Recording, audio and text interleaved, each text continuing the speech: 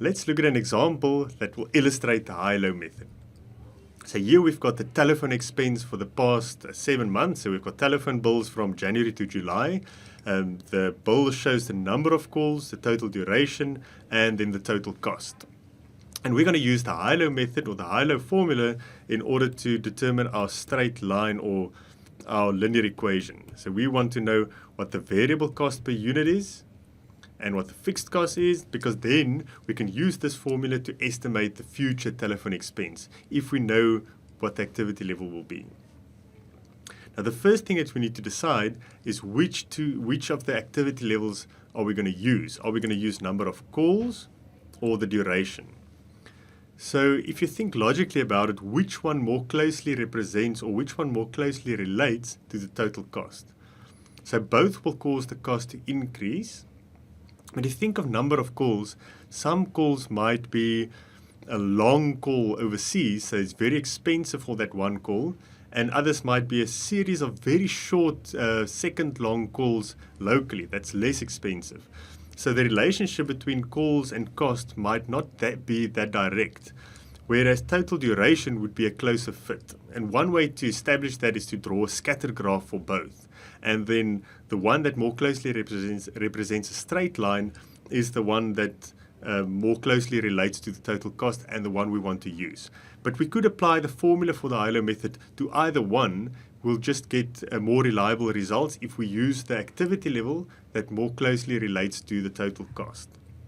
So I did that on the next slide for total duration, and we can see here that it is sort of a straight line. It does sort of represent a straight line. So we'll pick the lowest and the highest points in terms of activity level and then calculate the variable cost per unit. So if we just quickly go back to our telephone bills, our highest point in terms of activity level or minutes was January, where we phoned for 700 minutes, and May was the lowest point at 540. And we'll use the corresponding costs in our formula. So if we jump ahead to the formula, our change in cost would then be our highest cost less our lowest cost divided by our highest activity level less our lowest activity level. So if we solve this, so the change in cost would have been 312, and the change in the activity level or minutes was 160, and if we calculate that, it turns out to be 195 per minute. So that's our variable telephone cost, 195 per minute. Now we need to substitute it back into our equation down here. So remember, fixed cost plus variable cost equals our total cost. So if we rearrange it to get our fixed cost, the one we want, we'll say total cost. So we can pick any of the 2 months on that line or in our high-low formula. So I just picked the highest one, total cost, less the corresponding variable cost for that month. I think it was January, would have been 700 minutes times 195 per minute. And then we'll see our total fixed cost would be 249. And you can do the same. If you substitute it into the lowest one, you'll get the same fixed cost because they're both on that same line. And now we have the linear equation. So y, our total cost, equals A, our fixed cost, plus B, our variable cost per unit, times X, our duration or number of minutes.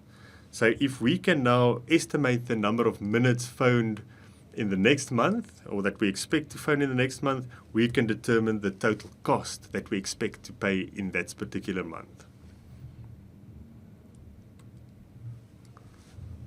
So if we look at the advantages of the high-low method, it's quick and easy to calculate. So it's a very simple formula. It's a little bit more reliable than the scatter diagram because we'll all get the same results. If you draw the scatter graph, a line through the scatter graph, it's subjective, that drawing with your hand. So the high-low method might be slightly more reliable. The disadvantages is it might be influenced by outliers. Just think of the 2 points that we choose on the graph. If the lowest point was an outlier, our graph would be skewed. So if you think of the graph, if all our points up here represents a straight line, but the lowest point was an outlier, the line between our highest and lowest points would not be representative of the actual relationship between the activity and the cost. And then also it's not representative of the data because we only pick 2 points and we ignore all the other points. So that's the disadvantages of the high-low method.